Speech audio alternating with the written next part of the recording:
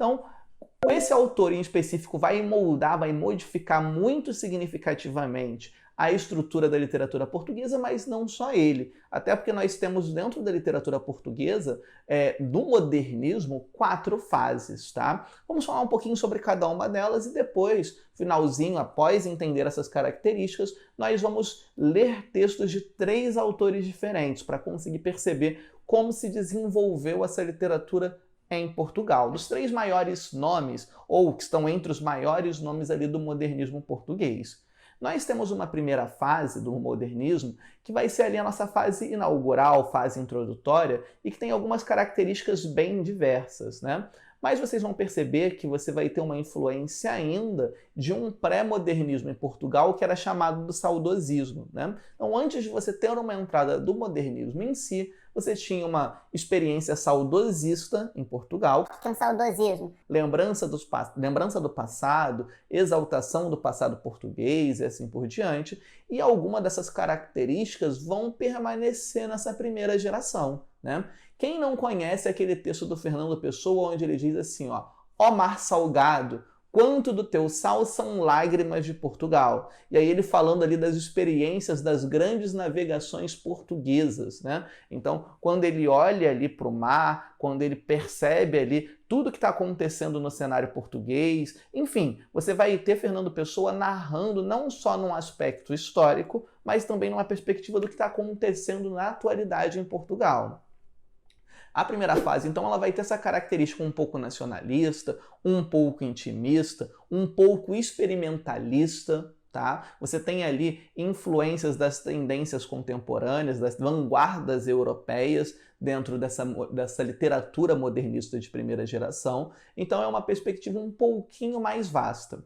Quando a gente vai para a segunda geração, a gente aprofunda algumas características que já apareciam na primeira, que é principalmente a questão do intimismo, tá bom? Então, quando a gente olhava na primeira geração, a gente tem a Flor Bela Espanca, por exemplo, que já tinha uma perspectiva lírica intimista lá inicialmente. E esse intimismo, essa perspectiva de falar do eu, dos meus sentimentos, daquilo que eu prezo para mim, daquela sensação ali mais freudiana, tá? Vai aprofundar nesse segundo momento da literatura modernista portuguesa.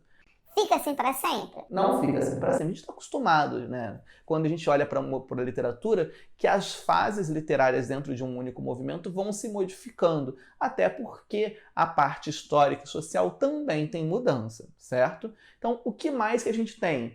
Entra uma terceira fase, uma terceira geração que vai se opor a esse intimismo e vai ter ali uma ideia realista, mais próxima do realismo, tá bom? Então, obviamente que não é um realismo, porque o realismo já passou, né? Mas ele vai ter uma pegada bem parecida com isso. Se vocês quiserem fazer uma ponte, podem fazer uma ponte com a segunda geração do modernismo brasileiro. Quando a gente olha para a segunda geração do modernismo brasileiro, a gente vai ver lá a nossa geração de 30. Lembra da geração de 30? Graciliano Ramos, Jorge Amado, Rachel de Queiroz, aquela galera que falava dos problemas sociais, certo? Então, em Portugal isso acontece ali num terceiro movimento, num terceiro momento literário do modernismo português.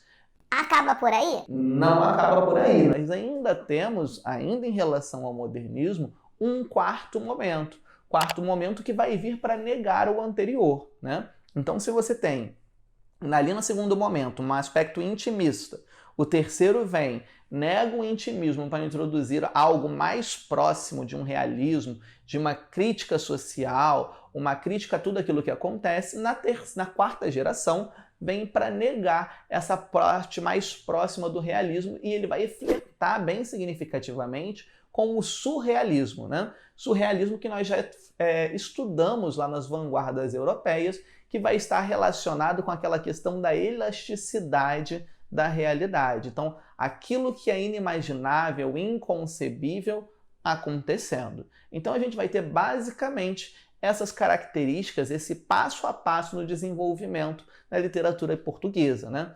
É claro, a literatura portuguesa acaba após o modernismo, professor? Claro que não, né? Assim como a literatura brasileira também não acaba após o modernismo. Você tem uma continuidade na literatura, né? Você vai ter algumas tendências mais modernas, né? Você vai ter ali uma prosa mais diversificada posteriormente, como também acontece no Brasil, e assim por diante.